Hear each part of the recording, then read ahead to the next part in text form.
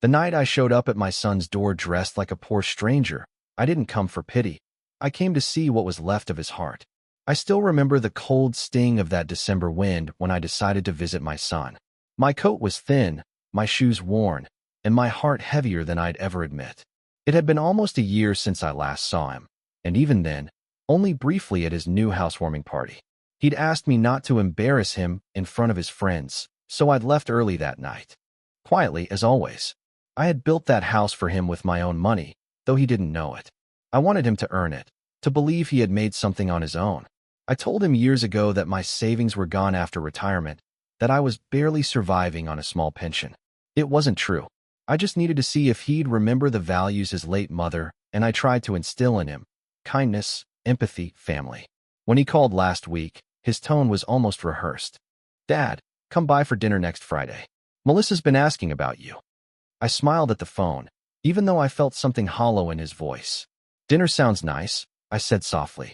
All week, I debated whether to wear something decent or stay in the same modest clothes I used every day. In the end, I chose simplicity: an old gray sweater, faded trousers, and a pair of cracked brown shoes. I wanted to see how they'd look at me, not the version of me I could pretend to be. When I arrived, the house looked warm, alive, filled with laughter. I stood outside for a few moments, breathing in the smell of roasted turkey and cinnamon. It reminded me of when he was little, when we'd sit together at the table, just the three of us, his mother humming by the stove. I knocked. Melissa opened the door first. Her smile faltered for a moment when she saw me. "Oh, Mr. Collins," she said, hesitating to call me Dad, as she once did. "You made it." "Yes," I said, forcing a smile. "I hope I'm not too early." Behind her, I heard my son's voice. "Who's at the door, Mel?" "It's your father," she replied, stepping aside. He walked over, holding a glass of wine, his shirt crisp and white. For a second, I saw the little boy I once held in my arms. But then his eyes scanned my clothes: the old sweater, the patched elbows, the shoes that had seen better days. His lips curved into a polite smile, but his eyes told a different story. "Dad," he said, pretending to sound surprised. "You came." I said I would. I replied quietly. "You invited me." Of course," he muttered, stepping back. "Come in, but take off those shoes. Melissa just had the carpets cleaned." The warmth I'd felt outside vanished. I looked down at my shoes, embarrassed. "Right," I murmured, bending slowly to untie them. Dinner was awkward. The table was full: her parents, her brother, and even a few of their friends. Every face around me looked well-fed, content, and politely disinterested. I tried to make conversation, but each time I spoke, my son cut me off with a nervous laugh or changed the subject. At one point, I mentioned how proud I was to see him doing so well. "You've built quite a life," I said. "A beautiful home, a lovely wife." He interrupted, chuckling. "Yeah, Dad, not everyone ends up broke after retirement." The table went silent for a moment. Melissa gave him a quick look, but he didn't seem to notice. My heart sank, but I didn't show it. I just nodded and sipped my water. After dinner, when everyone moved to the living room, I excused myself and walked out to the porch.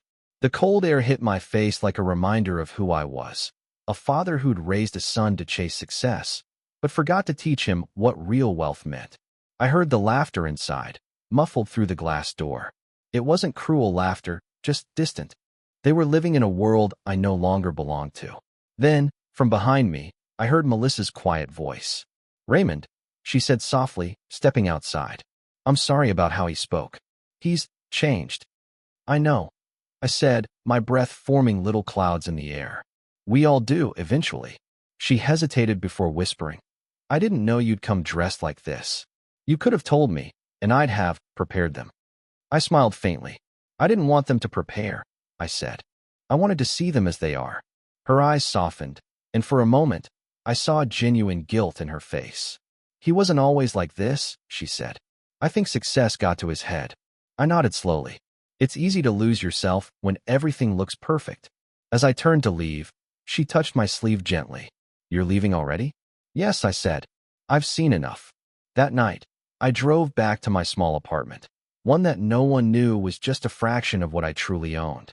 I sat by the window, watching the city lights flicker below, and whispered to myself, "Next time, Let's see what happens when he finds out who the poor man really was. The next morning, I sat at my small kitchen table, staring at the cracked mug of coffee between my hands. The city outside was waking up, buses groaning, children laughing on their way to school, but inside my apartment, the silence was heavy. The words my son had said the night before kept echoing in my head.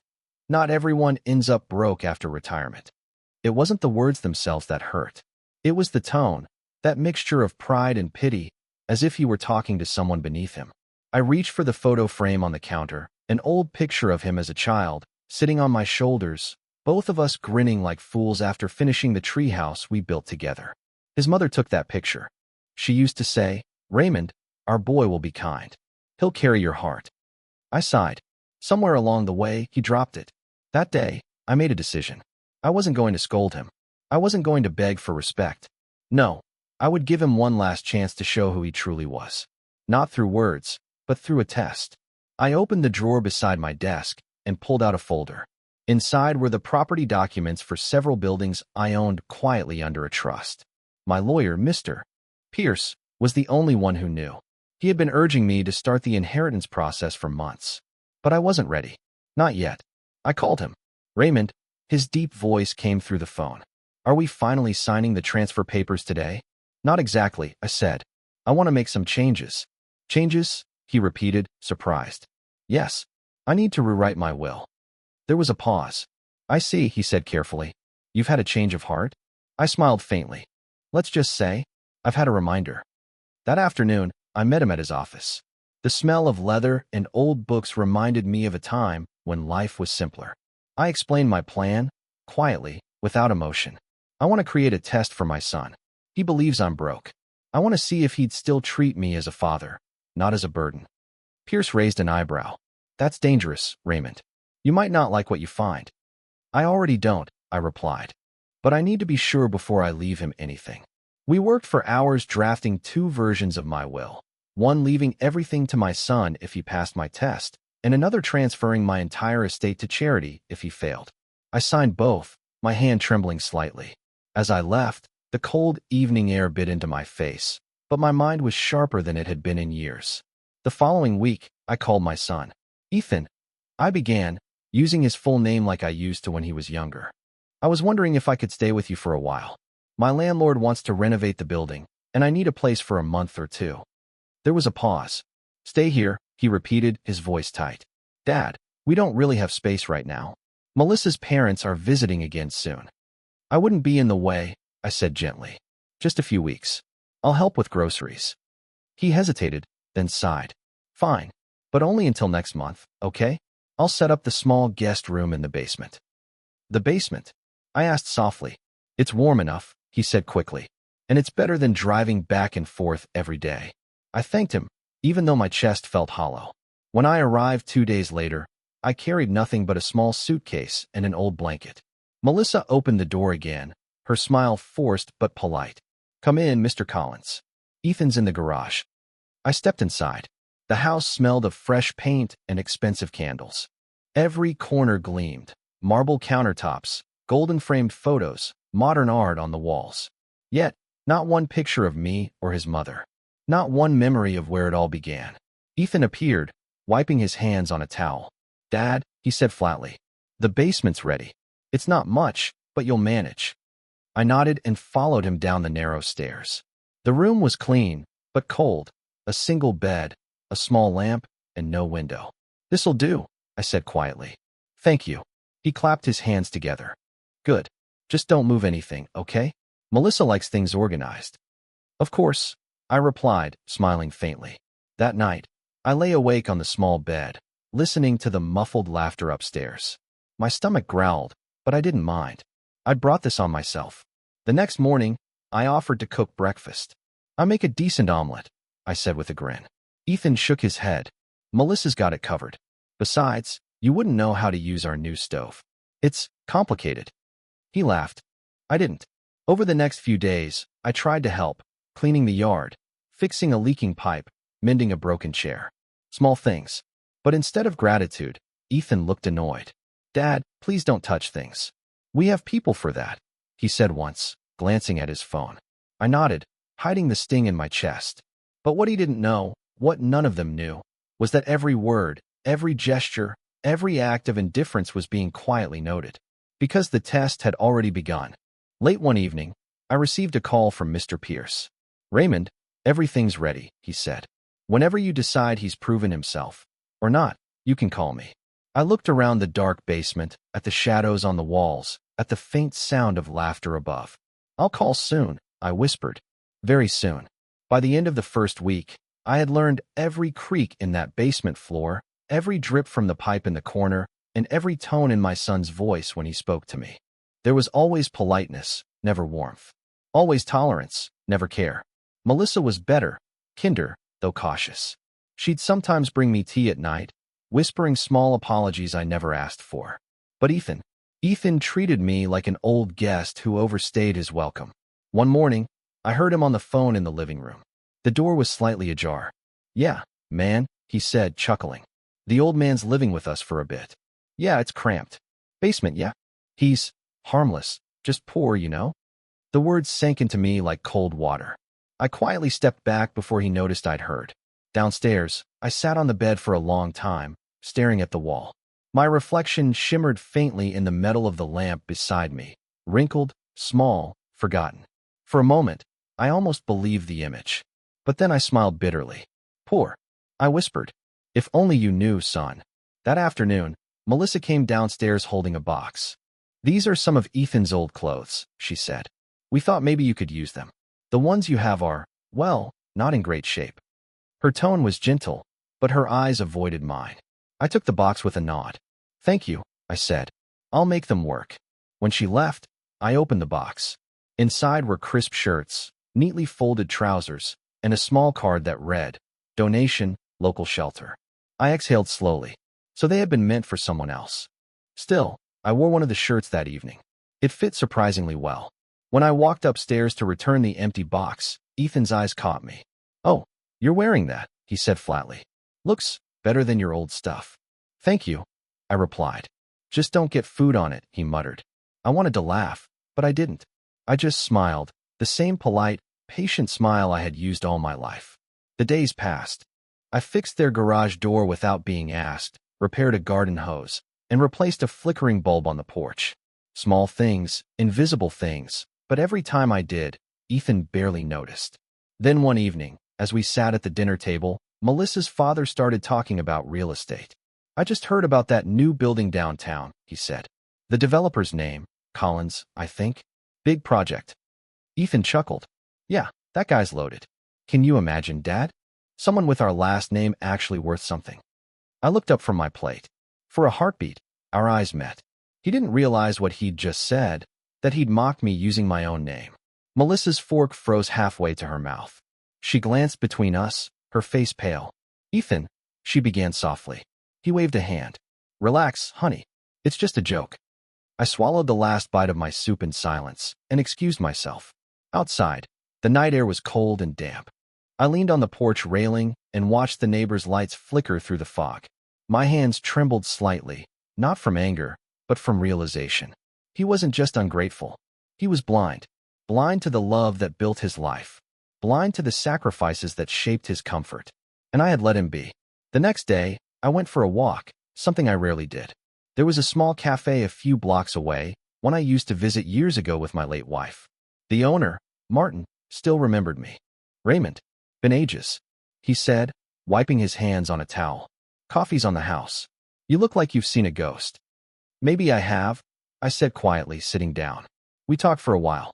I told him I was staying with my son temporarily. He listened, nodding slowly, his kind eyes heavy with unspoken thoughts. "You know," he said finally, "you always used to tell me you wanted to leave something meaningful behind, not just money. Maybe this is it. Maybe you're teaching him, even now." I smiled faintly. Maybe. Or maybe I'm just confirming what he's become. Before I left, I asked Martin for a favor. "Would you be willing to help me with something small?" "Of course," he said. "Anything for you." "Good," I said. "Then tomorrow, when I call, tell Ethan I owe you money." He frowned. "You want me to pretend?" "Yes. Just for a moment," I said. "I need to see how he reacts."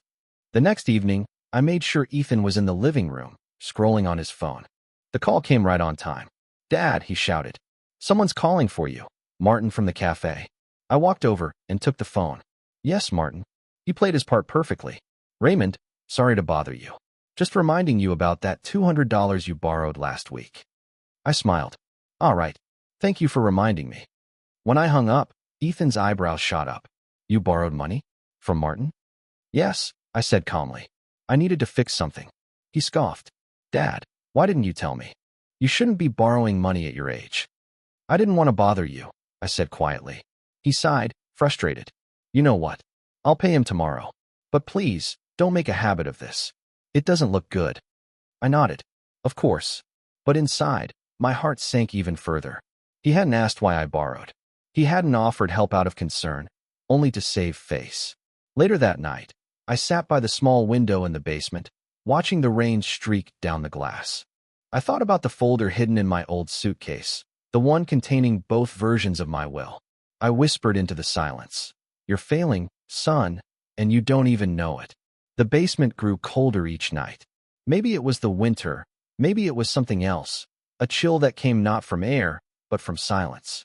Ethan and I barely spoke anymore. Melissa tried, bless her heart, but even her kindness had begun to fade under his disapproval. He said it was stress. Work, bills, social pressure. But I'd built my life under pressure too, and never once used it to justify cruelty.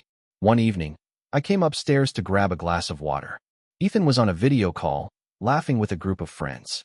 The moment he saw me, his laughter died. "Oh, sorry guys," he said quickly. "That's just my dad." He muted the call. "Dad, could you not walk around when I'm working?" he said sharply. "I didn't realize I was interrupting," I replied. "I just needed." "It's fine. Just stay downstairs, okay?" I froze, the glass in my hand trembling slightly. "Stay downstairs," he repeated, softer but colder. I nodded and turned away before he could see my face. The next morning, I woke early and made breakfast, scrambled eggs, toast, and coffee. It used to be our tradition when he was a boy. I arranged everything neatly on the table before they came down. When Ethan saw it, he frowned. "Dad, you didn't have to do this." "I know," I said. "I wanted to." He sighed. "We already ordered food for later. Just put it away. We'll eat after." Melissa gave me a sympathetic glance, but said nothing. So I quietly cleared the table. As I stood at the sink, rinsing the untouched eggs, I caught my reflection in the window. The old man everyone ignored, the burden no one wanted to admit existed.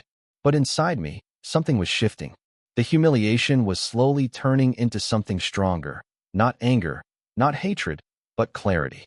Later that week, I overheard another conversation, this time between Ethan and Melissa. "I don't know why he's still here," he muttered. "I thought it was just for a few weeks." "He has nowhere else to go," she said softly. "There are retirement homes," he shot back. "He'd be better off there. He could make friends." "Ethan," she hissed. "He's your father." He shrugged. "Yeah, and I'm his son. Doesn't mean I have to play babysitter." My chest tightened. I stepped back down the stairs, my legs heavy. The sound of their voices echoed behind me, muffled and cruel. That night, I didn't sleep.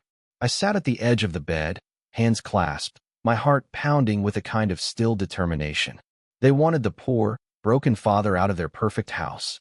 Then they'd get exactly what they asked for. The next morning, I acted as if nothing had happened. I even thanked Ethan for letting me stay just a bit longer. He nodded, distracted by his phone. "Sure," he said, "but maybe start looking for something else soon, yeah? Melissa and I are planning to remodel the basement." "I understand," I said calmly. Inside, I smiled. That same day, I called Mr. Pierce again. "It's time," I said. "Are you sure?" he asked quietly. "Once I move forward, there's no going back." "I've never been more certain," I replied. "Prepare everything. But don't file it yet. I want to see one last thing." The opportunity came a week later. It was a snowy Friday evening when Ethan burst into the basement, frustrated. "Dad, I need a favor." I looked up from my book. "Of course.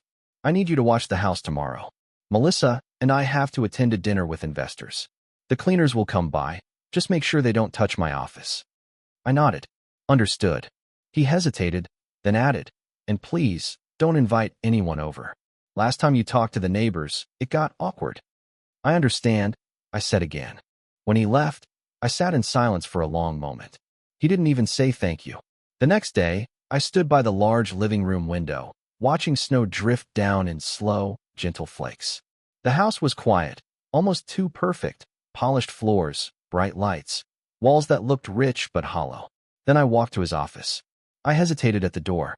He'd told me not to enter, but something inside me, maybe instinct, maybe fate, pushed me forward. The office was filled with awards, certificates, and photos. Ethan shaking hands with people in suits. Ethan on vacation. Ethan smiling in front of cars, boats, and buildings. But not a single photo of his family. Not one of me, or his mother. Only success, framed and worshipped. On the desk lay a printed email. I recognized the name of the sender, Pierce & Associates Legal Group, my lawyer's firm. Curiosity pulled me closer. I read the subject line, regarding the Collins estate inquiry. My hands went cold. The email was brief, a note from Mr. Pierce's assistant confirming a recent request from Ethan Collins to verify the current holdings and liquid assets of Raymond Collins. My son had been checking if I was truly broke. Not out of care, out of greed. My throat tightened. I put the paper back exactly where it was and stepped out. My pulse thundered in my ears as I walked back down to the basement. That evening, when they returned from their dinner, I was already packed. Ethan frowned. "What's going on?" "I'm leaving," I said simply. "Leaving? Why now?" "I think you've taught me everything I needed to learn." He laughed uneasily. "Dad, come on. You're taking things too seriously." "No," I said, my voice steady. "For the first time, I'm taking them exactly as they are." I picked up my suitcase and headed toward the door. Melissa called after me softly, "Mr. Collins, please." I turned and met her eyes. "Thank you, Melissa, for your small kindnesses. They'll be remembered." Then I looked at my son. "And as for you, Ethan, the next time you look at a poor man, make sure you're not looking at the richest lesson you'll ever lose." He frowned, confused. "What's that supposed to mean?" I didn't answer. I just stepped outside into the snow. As I walked down the street, my breath forming clouds in the air, I whispered to myself, "Now the real test begins." Snowflakes fell like whispers that night as I walked away from the house I had built with my own 2 hands, a house that no longer felt like home. The cold didn't bother me. What stung was the realization that the son I'd once carried on my shoulders now saw me as weight. I didn't go back to my apartment. Instead, I checked into a quiet inn at the edge of town. The owner, a kind elderly woman named June, gave me a small room with a window facing the frozen lake.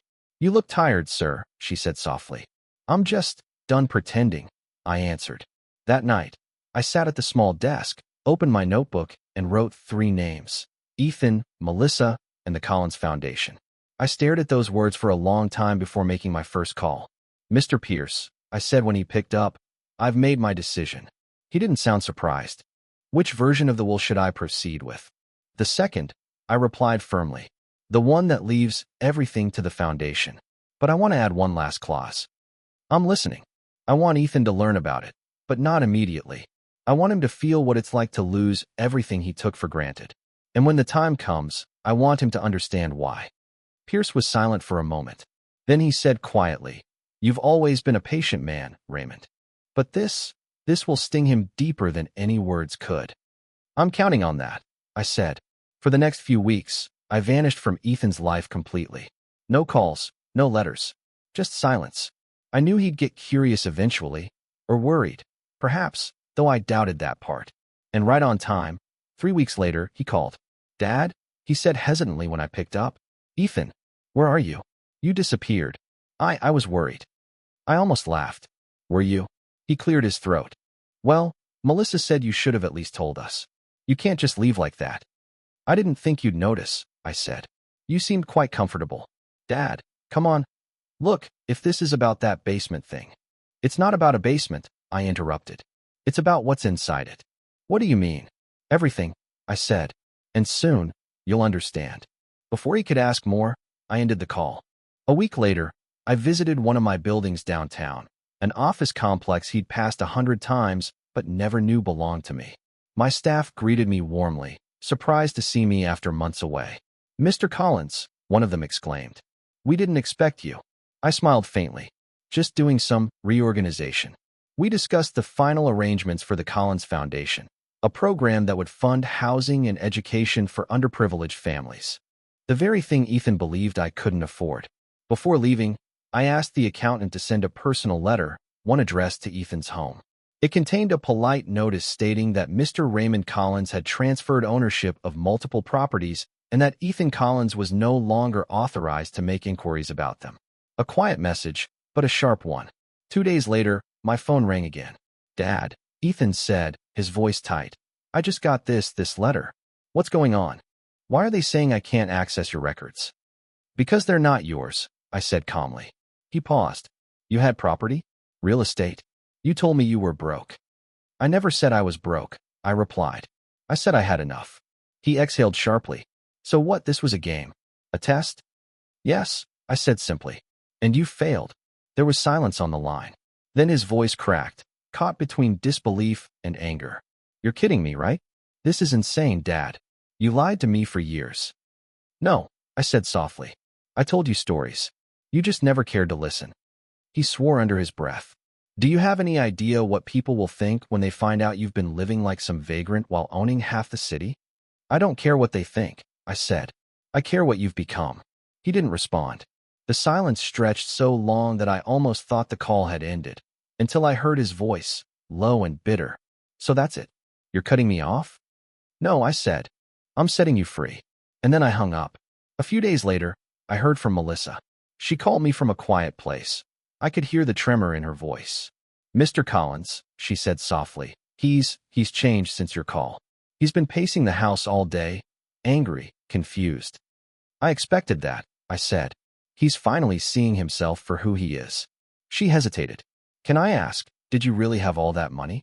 "I did," I said simply. "And I still do. But now it belongs to people who won't waste it." There was a long pause. Then she whispered, "You were right to test him." Before hanging up, I added quietly, "Tell him one thing for me. Tell him I'm proud, not of who he became, but of what he just lost, because now he might finally learn what matters." That evening, I returned to the lake. The snow had melted, the water still as glass. I sat on the bench overlooking the horizon and breathed deeply for the first time in years. I'd built my life around giving, to my wife, to my son, to everyone. But now, for the first time, I'd given myself peace. As the sun sank behind the trees, I pulled out a letter I'd written for Ethan, sealed, stamped, and ready to be delivered after my passing. It began with simple words. "Son, I didn't hide my wealth from you. I hid yourself from it, so you could see who you truly are." I smiled, folded the letter carefully, and placed it back in my coat. For the first time, the silence didn't hurt. It felt like justice. It had been nearly a month since our last conversation. I hadn't heard a word from Ethan or Melissa, though I knew, through quiet whispers from my lawyer, that my son was unraveling. Pride can carry a man far, but when it cracks, it leaves nothing behind to hold him up. I didn't want to see him suffer, not truly. I only wanted him to see, to feel, to understand that respect, once lost, cannot be bought back with money, comfort, or clever excuses. But fate has a way of finishing what pride begins. It started with a call from Pierce. "Raymond," he said in that steady, cautious tone he used when something serious was coming, "your son's company is in trouble." I blinked. Trouble? Yes. One of his investors pulled out last week. Apparently, word spread that his father had withdrawn all support and that the Collins family wealth wasn't what people thought. I was silent for a moment. "He built that image on sand," I said quietly. "Now the tide's just coming in." Pierce sighed. "He's been calling my office every day, demanding explanations, begging for access." I told him the estate was sealed. He didn't take it well. I nodded slowly. "He'll take it worse before it gets better." A few days later, as I sat by the lake with a cup of tea, my phone buzzed again. This time, it was Melissa. "Mr. Collins," she said softly. I didn't know who else to call. Her voice trembled. "What happened?" I asked. "It's Ethan. He's been drinking, yelling at people. He keeps saying you ruined him, that you turned everyone against him. But he did this to himself. He fired half his staff yesterday, and now he's talking about selling the house." For a long time, I said nothing. The sound of the lake wind filled the silence. "Melissa," I finally said, "don't pity him. He needs to fall before he can stand." She sniffled. "But what if he doesn't get back up?" Then it's not me who failed him, I said quietly. It's him who failed himself. 2 weeks passed.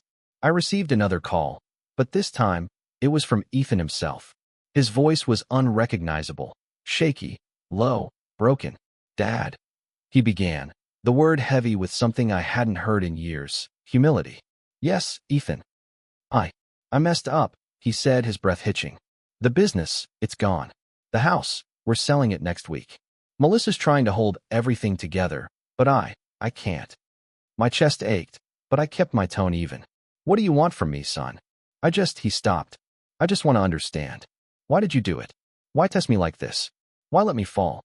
I closed my eyes, the ache in my heart pulsing like an old wound. Because love without truth is useless, I said. And truth without pain is meaningless. You thought success made you better than others, even better than the man who raised you. You forgot who you were. He was silent. Then, with a crack in his voice, he whispered, I didn't mean to treat you like that, Dad. I thought you were weak. I didn't want to be like you. Tears burned my eyes, but I didn't let them fall. I know, I said, and that's exactly why you needed to learn. He didn't call again after that. But I knew he'd heard me, really heard me, for the first time in years. Weeks went by. I focused on the foundation, personally visiting the first families who received homes through our program. I watched as children ran through hallways that used to echo with silence. I saw gratitude in eyes that had nothing, and yet had everything. It felt right. But late one evening, as I was reviewing documents in my study, I heard a knock on my door. A hesitant, uncertain sound. When I opened it, I saw Ethan standing there. He looked nothing like the proud man who'd mocked me months ago. His coat was wrinkled, his eyes red, his face thinner. He looked human again. Dad, he said softly. Ethan. He hesitated before stepping inside. His gaze swept the small, simple house I now lived in. I thought you'd be somewhere grander. I smiled faintly. Grand things never brought me peace. He nodded, eyes lowering. For a moment, neither of us spoke. Then he said, I came to apologize. I waited, silent. I treated you horribly, he said. I thought I was better than you. I thought money made me powerful. But when it was gone, when everyone left, I realized I was just empty. I studied his face, the shame, the trembling jaw, the lost boy behind the man. You don't owe me an apology, I said quietly. You owe yourself forgiveness. He swallowed hard. Do you hate me? I shook my head. No. I'm just sad it took losing everything for you to see what you already had. He nodded slowly, wiping his eyes. I want to make things right, Dad. I'll find a way to start over. I hope you do, I said. And maybe, this time, build something that can't be taken away. Respect, love, humility. When he left, I stood at the window watching him disappear down the snowy street. For the first time, I didn't see my failure walking away. I saw my son, imperfect, but maybe still redeemable. That night, I wrote a new note for Pierce. Hold the papers. Not yet. He's beginning to learn. After that night, the silence between Ethan and me changed. It wasn't the cold, cutting silence of pride. It was something else, something uncertain. The kind of silence that comes after a storm when the air still trembles, but the worst has already passed. For a week, I didn't hear from him again. I assumed he had gone back to his own life, whatever was left of it. But then, one morning, I heard another knock on my door. When I opened it, Ethan stood there again, this time holding 2 steaming cups of coffee. I brought breakfast, he said awkwardly. It's not much, just from that diner down the street. I smiled faintly. You remembered my order? He nodded. Black. No sugar. Same as always. We sat at the small kitchen table, steam curling between us. For a moment, it felt like old times, before money, before pride, before silence. He cleared his throat. I found a job, he said, at a construction firm. It's nothing fancy, but it's work. I raised an eyebrow. Construction? He nodded. Yeah, manual stuff. Hard work. The kind you used to do. I smiled. Good. Builds more than houses, builds character. He chuckled weakly. That's what I'm hoping for. Over the next few weeks, he visited more often. Sometimes with groceries, sometimes with stories from the site, sometimes just to sit in silence. He'd changed, slower to speak, quicker to listen. One evening, as the sun dipped below the horizon, he asked quietly, Dad, did Mom ever see me like this? The way I am now? I looked at him for a long moment. Your mother saw everything before it happened. She knew you'd lose yourself for a while, and she believed you'd find your way back. His eyes filled with tears. I wish she could see me now. She can, I said softly, touching his shoulder. Just not the way you think. For the first time in years, Ethan didn't pull away. He let the silence rest between us, peaceful, not empty. Still, I wasn't ready to trust too easily. People can wear guilt like clothing until they no longer need it. I needed to know if his change was real. So, I asked him to help at the foundation.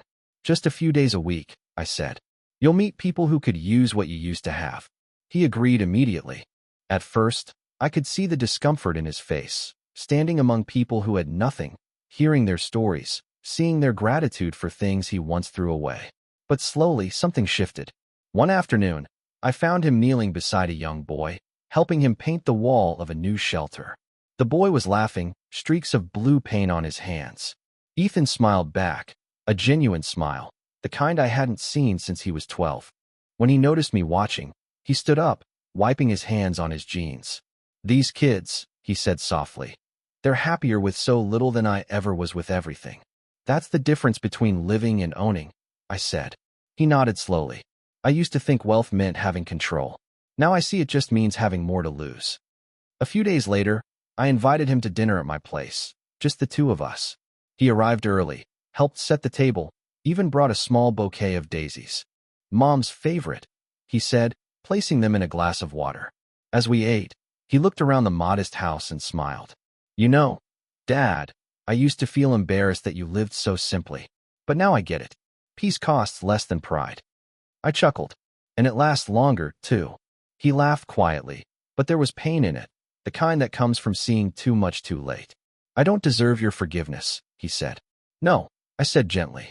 But forgiveness isn't about deserving. It's about freeing yourself from the weight of what's done. He nodded, eyes glistening. Then maybe one day, you can forgive me. I already have, I said. The moment you stopped making excuses. That night, after he left, I sat by the window, watching the streetlights flicker in the mist. I should have felt peace, and I did mostly. But deep inside, a quiet question stirred. Had I gone too far? I reached for my old leather notebook, the one that held all my thoughts since the day I left his house. I flipped through pages of pain, disappointment, and anger, until I found the last entry I had written before the test began. If he loses everything but his soul, then I will have succeeded. And for the first time, I smiled without sadness, because I realized that's exactly what was happening. The next morning, I visited the foundation's office. My staff greeted me with warmth and surprise. Ethan was already there, cleaning up supplies, sorting donations. Morning, Dad, he said, handing me a coffee. You should have told me you'd be coming. I wanted to see how early you'd get here, I said with a wink. He grinned. Earlier than you, apparently. We spent the day side by side, handing out blankets, listening to stories. I watched him laugh with a woman who'd lost her home, play catch with a boy whose father never came back. There was no pity in him anymore, only compassion. And that's when I knew. The man I'd raised had finally returned. Not the one in designer suits or luxury cars, but the boy who used to build treehouses with his old man, barefoot and smiling. That evening, as we closed the office, I said quietly, Ethan, there's something I need to tell you. He looked up, curious. What is it? Tomorrow, I said. Come to the old house. The one you grew up in. There's something there you need to see. He frowned slightly, but nodded. All right. As he left, I looked at the fading sun and whispered to myself, tomorrow, the truth will come home. The next morning was pale and cold, the kind of morning where breath lingers in the air like memory. I arrived early at the old Collins house, long before Ethan was supposed to. The place stood quiet, the paint chipped, the porch steps worn but strong. This was the home where laughter once lived, where my wife, Clara, used to hum in the kitchen, where a small boy ran barefoot down the hall, dragging a toy truck and shouting, Dad, look what I built. Time had changed the house, but not its soul. I walked through each room, brushing my fingers along the old door frames. Every creak in the floor whispered our history back to me. The good, the painful, the unforgettable. By the time Ethan arrived, the winter sun had begun to warm the porch. He stepped out of the car slowly, uncertain. His eyes scanned the house, confusion written across his face. Dad, this place? I thought it was sold years ago. I smiled. That's what I wanted everyone to think. He blinked. You kept it? Yes, I said quietly. I could never let it go. It was your mother's heart. Inside, the air was thick with dust and memory. Ethan followed me through the narrow hallway, each step echoing the sound of a childhood he'd long forgotten. Why bring me here? He asked softly. Because everything you need to understand is in this house, I said. I led him into the living room, the same one where, years ago, I'd taught him how to measure wood beams for our first bookshelf. The same one where Clara used to sit by the fireplace reading him stories. On the mantel lay a wooden box. Old, simple, locked with a small brass key. I handed it to him. Open it. He looked at me, uncertain, then turned the key and lifted the lid. Inside were two things, a faded photo of our family, him, Clara, and me, and a sealed envelope with his name written in my handwriting. He picked it up carefully. What is this? My last lesson, I said. He unfolded the letter, hands trembling slightly. His eyes moved slowly down the page as he read. My son, if you're reading this, it means I've tested your heart and seen what it's made of. I wanted you to understand what true wealth is. Not what sits in bank accounts or shines on wrists, but what lives in the way you treat others when you believe they can give you nothing. You failed once, but you found your way back.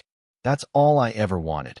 For you to see the value of kindness, the cost of pride, and the power of forgiveness. This house now belongs to you again. It's where love began, and where it should return. Dad. By the time he finished reading, tears had blurred his eyes. He pressed the letter to his chest, his voice breaking. I don't deserve this, Dad. Not after everything I said. Everything I did. No one deserves forgiveness, I said softly. It's not earned. It's accepted. He sank into the old armchair by the window, his mother's favorite. The sunlight caught the tears on his face, and for the first time, I saw not the man who'd mocked me, but the boy who used to wait at the door for me to come home from work. I thought you wanted revenge, he whispered. I smiled sadly. No, Ethan. I wanted redemption. He looked up. But why not tell me sooner? Why hide everything? Because you can't teach humility with comfort, I said. You have to take away everything that blinds a man, until all that's left is what's real. He nodded slowly, silent tears falling onto his hands. I wish I could undo it all. You can't, I said. But you can live differently from now on. That's enough.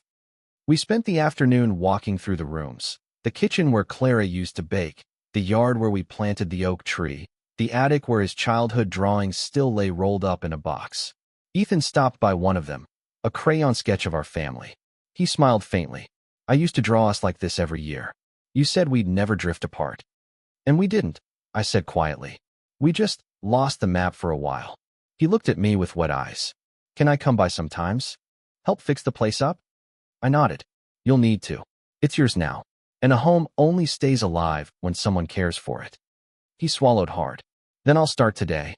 He rolled up his sleeves and began sweeping the dusty floor. Watching him, I felt something shift inside me, a quiet peace I hadn't known in years. Not pride, not victory, just release. As the light faded, we stood outside on the porch. The house behind us glowed softly, the first signs of warmth returning to its walls. Ethan turned to me. Dad, I can't thank you enough. You already did, I said, by showing up. He smiled, and for the first time in a long time, it reached his eyes. When he drove away that evening, I stayed on the porch long after his car disappeared. The wind carried the faintest sound of laughter. Maybe his, maybe just memory, and I whispered into the cold air. Welcome home, son. Spring came quietly that year, slow, hesitant, like the world itself wasn't sure if it was ready to bloom again. The snow melted from the fields, the air softened, and with it, something inside me began to thaw as well. Ethan visited every weekend, sometimes with Melissa, sometimes alone. He always brought his own tools, an old thermos of coffee, and that same look in his eyes, half regret, half determination. Together, we rebuilt the house piece by piece. He repainted the porch first, then replaced the broken fence I'd left untouched for years. He never complained, never rushed. Each hammer strike sounded like a quiet apology, and every nail driven into the wood felt like the mending of something deeper than walls. One morning, I caught him standing in the yard, staring at the old oak tree we'd planted when he was 5. Its roots had grown deep, but one branch hung low and cracked. I should cut it, he said. It's dying. I looked at it carefully. Not dying, just hurt. It can heal if you trim it right. He nodded slowly, then smiled faintly. Guess that runs in the family. For a long while, we just stood there in silence, listening to the soft hum of wind through the branches. Melissa came by often, too. She brought food, helped scrub floors, even restored the faded photographs that used to hang in the hallway. Once, she showed me a picture of Ethan from their wedding, smiling, confident, proud. He was so sure of himself back then, she said softly. But I like him better now. I smiled. So do I. She hesitated before adding, you saved him, you know. I shook my head. No, Melissa. He saved himself. I just showed him the mirror. But redemption is never simple. And neither is trust. One evening, as we finished sanding the porch steps, Ethan's phone buzzed. He frowned, reading the message. I caught a glimpse of the name. Harper Holdings, one of the companies that had once funded his projects. He looked at me quickly, then slid the phone into his pocket. They want me to come back, he said, his tone cautious. Different position, lower pay, but it's a chance to rebuild. I studied him quietly. And I don't know, he admitted. Part of me wants to prove I can still make it. The other part doesn't want to lose this again. I nodded. Success isn't the enemy, son. Pride is. If you can walk into that world and still look at yourself in the mirror at night, truly look, then go. He looked at me for a long time. How will I know if I'm ready? I smiled. When you don't need to ask. He took the job. At first, I worried. I watched from afar as he re-entered the same world that once consumed him. Suits, meetings, polished smiles. But something was different now. He didn't chase admiration. He earned respect. He didn't boast. He listened. He still came by every Sunday, dust on his boots, stories in his voice. And slowly, I began to believe he was truly changing. Until one day, he didn't show up. No call. No message. Just silence.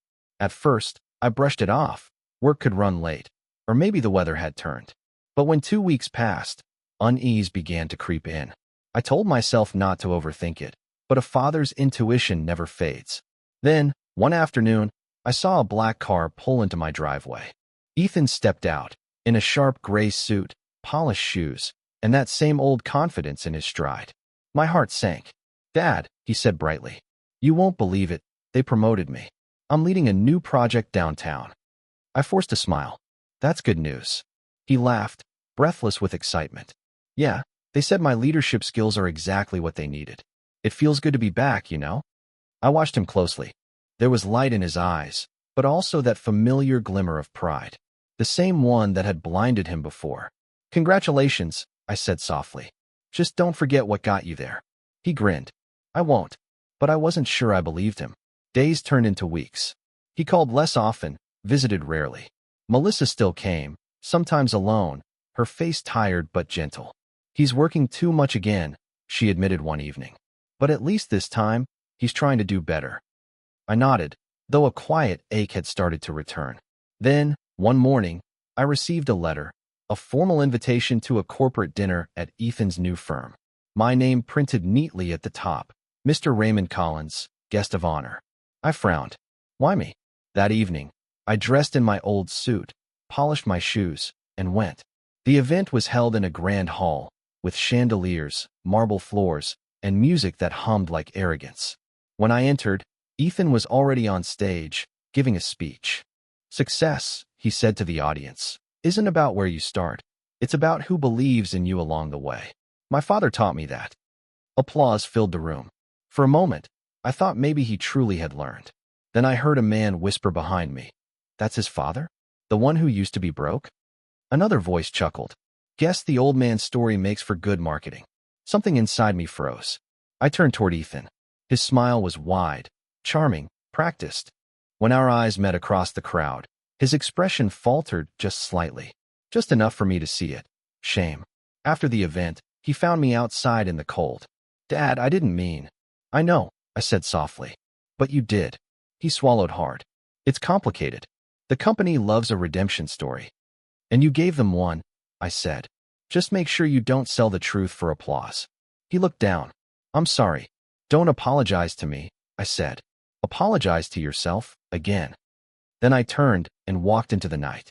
That evening, back home, I sat by the fireplace with the letter he'd once read in the old house. I traced my fingers over the faded words. If you lose everything but your soul. I sighed. We're not done yet. Are we, Clara? I whispered into the quiet. Outside, the wind rattled the windows, carrying the echo of old lessons that never stopped repeating themselves. Because sometimes, it takes a lifetime for a man to truly learn what love costs and what forgiveness demands. Winter returned before either of us noticed. The lake froze again, the trees bent under the weight of snow, and every morning felt a little quieter than the one before. I was sitting by the window when I saw Ethan's car crawl up the hill. No suit this time. No pride either. Just exhaustion and something else. Resolve. He stepped inside without knocking. His face was pale, eyes hollow. Dad, he said softly, I lost it all again. I didn't ask how, I already knew. Pride, once buried, always finds a way to dig itself back up. He sat down at the table, hands trembling. I told the truth at work, he whispered.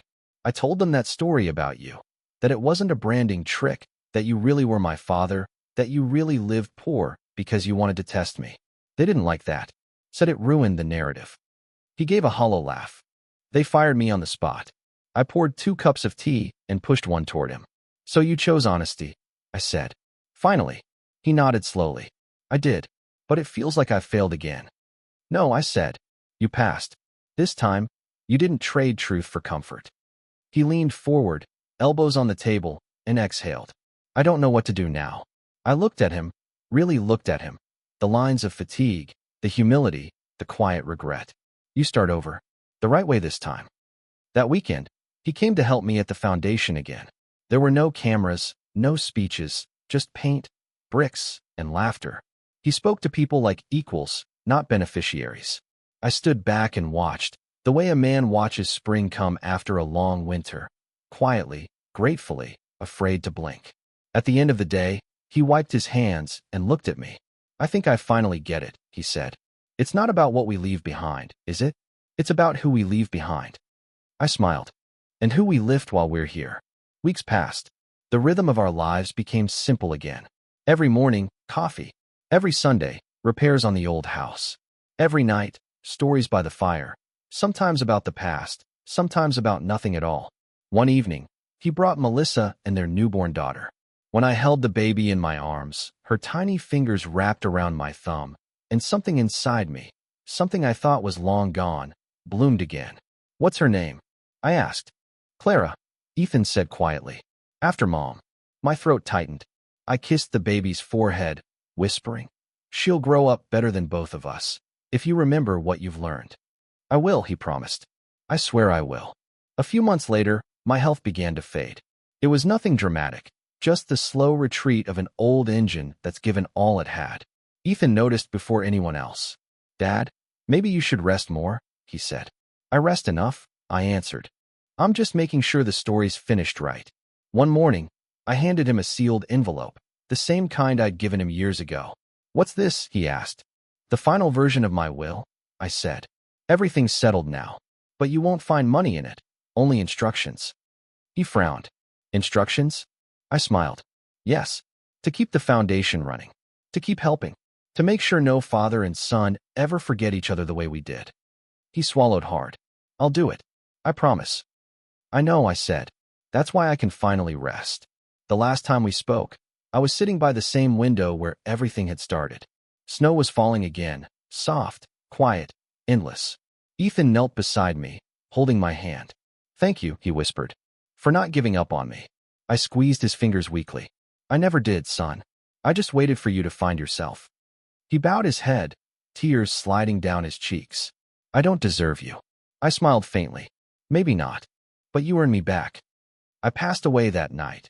Peacefully, without pain, my last breath carried on the same winter wind that once chilled me when I stood outside his door in disguise. At my funeral, the church was full, not of businessmen or friends of status, but of the people the foundation had helped. Families, workers, children who'd found homes because of the man my son had become.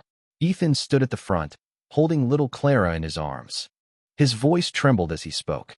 My father taught me that love doesn't need applause, and that true wealth isn't what we keep, it's what we give away. He tested my heart, and because of that, he gave me one. Later that evening, after everyone left, Ethan walked to the old house. The porch light glowed softly against the snow. He sat in the rocking chair I used to love, opened my notebook, and read the last line I'd ever written. When pride dies, love finally breathes. He closed the notebook and looked at the stars. I hear you, Dad, he whispered. And I won't forget again.